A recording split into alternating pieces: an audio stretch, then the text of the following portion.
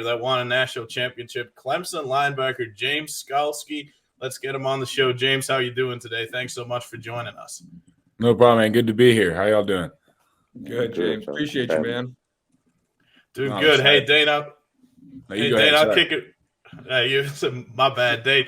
Kick it right over to you. Yeah, what questions do you have for James? No, hey, I mean, first of all, James, appreciate you coming on here, man. But to just update our listening and viewing audience, how you're doing. Obviously, last time we saw you here, you went out and you gave some great effort. Got banged up a little bit in the bowl game. Where are you with that? How you feeling these days? Yeah, I'm dealing with a little heel issue, and I'm feeling good. Just got to be careful for a couple weeks, and we'll kind of evaluate how I'm feeling, by the time we're out in Pasadena. But absolutely. No, well, hey, man, obviously, as Lorenz kind of alluded, we got a second national champion in here, man. You've been a team captain. You've obviously received a ton of accolades. Which accolade, though, to you are you most proud of? Which one do you take the most pride in? I think definitely, like you said, there's national championships and all that, but definitely being a team captain that's voted by your peers. That to me, that's one of the greatest honors you can do, just because they're acknowledging the work you've put in and the leadership you've shown. And to me, that's probably one of my favorites right there. Absolutely, James. And reading up on your background, I actually read that you're a pretty good soccer player in high school. Now, watching you on film, you don't really play like a soccer player, right? At least how I'd imagine a soccer player playing. You're real physical. You're a really good tackler. How'd you manage to not get sent off with some sort of yellow or red card every game in high school playing soccer?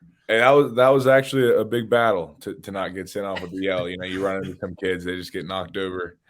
But I would say you say I don't look like a soccer player playing out there, but I think if the way I scan the field and read and react instinctually, I think I look a lot more like a soccer player than you think so. Hey, no, maybe you're definitely right on those aspects. I was more talking about the physicality. And James, hey, Vaughn, I think that as a scout, man, I think that at the end of the day, you're kind of undersized, square build. Guys are going to be shocked by some of your change of direction skills and things like that. I've seen you in person. I've talked to Woody down there at Clemson. I've been around the building. Obviously, we talk about your leadership skills, but tell us some of the things that you do extremely well. Plus, tell us some of the knocks that you got to improve on during this time right here when you're preparing for the NFL draft and preparing to get into an NFL camp. Yeah, I think obviously, running the show defensively, leading the way, as far as running the defense, that's my number one strength, I think. But I think, like you said, I'm going to surprise a lot of people with my athleticism in space, with my instincts, how fast I trust myself and pull that trigger. And as far as just working on things, just maybe a little more coverage in space that I didn't even get to do really, just because of the structure and how we attack people and how Coach V and Wes Goodman now were utilizing me. So those are things I know I can do, and I'm excited to show that also. Man, absolutely. And James, man, I feel like I've been evaluating you since about 2014. It seems like you've been there forever, my guy. It's been a minute, man. It's been a minute. But to say all of that, I think exactly what you're saying, because from a scout's perspective, we don't see you cover running backs man to man. There's not many opportunities for you for us to see what this guy's going to look like on an option route, or if he takes him up the field, or if he really has to cover a big back that is agile in space. But again, from a change of direction perspective, from short area quickness, that burst, that closing speed, those are some of the things that scouts will love. So I look forward to seeing you in person and to allow you to show the things that, were already maybe question marks and things that you didn't really get an opportunity to do at Clemson. Yeah, I agree. Hey, James, and James alluded to it, and forgive me, Lorenz, for jumping in here, man. But, talk to us about returning back for this season. Why was it important for you to come back for 2021? You could have come out last season, but what did you want to prove, and do you feel you were able to do that? Yeah, no, I wanted to. I kind of deal with an injury at the end of last year, and didn't really kind of like the season I had in full.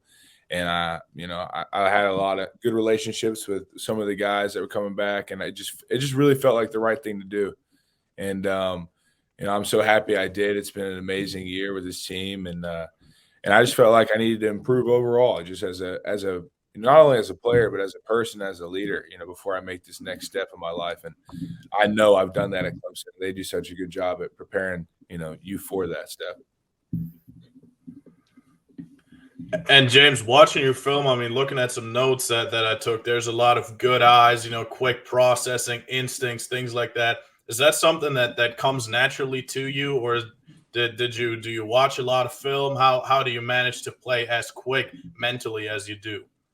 I think, yeah, a lot of it, it's a lot of natural thing too, instinctually just knowing where to be, just feeling it out. But a lot of it is film. You got to be a student of the game. You got to be able to anticipate, know the weakness of a call or the strength of a call, know where your help is. And all those things help you process information faster. So I think it's a really good combination of both of understanding the game personally and instinctually, and also, getting a beat on people, before it ever happens with film study. James, quick thing, man, before we let you get up out of here. The guys at Clemson always talk about you being a pro. Obviously, that involves leadership. Tell us some of those leadership qualities that you have, and then give us an example of how you've shown that over the past couple years. Yeah, no, I think I bring a lot of tenacity, a lot of chasing perfection, and that's a big testament, I think, too, to my coach for the last 6 years, and Brent Venables on the defensive side. He always showed up with this unmatched intensity.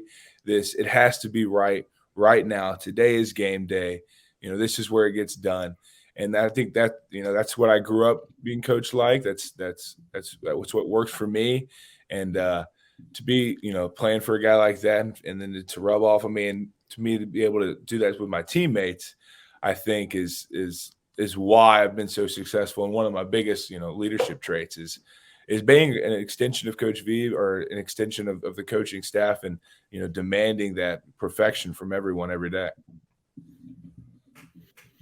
Hey, James, real quick, before Lorenz cuts me off here, I just got to ask, you guys got a ton of talent at Clemson. You guys have really your whole career and even predating you. But if you could bring one teammate with you from your current team, who would you bring? Oh, man. I don't want to make anybody mad. You know who I'd bring? I'd bring Brian Brzee and put him right in front of me. Yeah, I'd never touch a guard again. There you go. That's a good choice right there. Yeah. James, Dane just alluded to a lot of players have been through Clemson, have gone to the NFL. Obviously, you've seen a ton of them in your last 6 years there with the program. Is there anyone or any piece of advice that you received from them on your journey now, with your draft journey or NFL journey starting? Yeah, I think the biggest thing is, you're going on to this next stage, and there's all these people saying you can't do this or that, and there's doubts that are created. And I think the best advice, I've gotten, and, it could be kind of mainstream advice, but just block out the noise and keep believing in yourself and what you're capable of.